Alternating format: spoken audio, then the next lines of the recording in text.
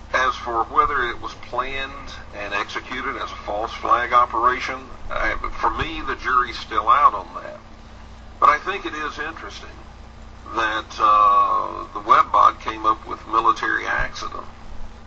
We had some other indicators that we didn't put into the first paragraph or two that we published about that in June, but we had some strangeness that just didn't make any sense at the time. And, we're thrashing around trying to figure it out. Now, it is my opinion that the 9/11 incident was not as the government described.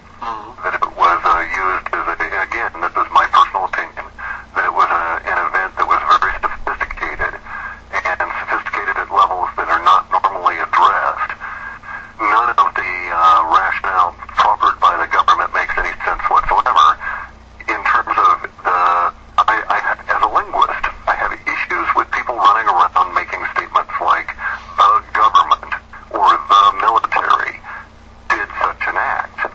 Now, I'm a military brat. I grew up in the military of the United States for the first 17 years of my life, and I know that the vast majority of people in the organization of the United States military did not willfully participate in this. So we must be careful and say that, if you want to say that, that's fine.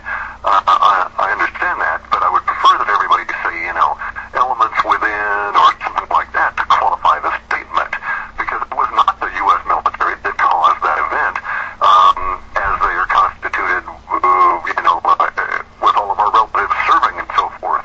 It was probably a subset of what we call the powers that be. Yeah, I had a guest on the other night that made a point that I thought was a point well made. He said he's been dealing with the so-called government for a number of years as a contractor. And he said, I can tell you folks, it's fiction. There is no such thing as the government. There's a massive collection of little fiefdoms. Correct. And, we think of it as being a monolithic thing, but it's not. It's a whole bunch of little fiefdoms with various people playing God over their fiefdom.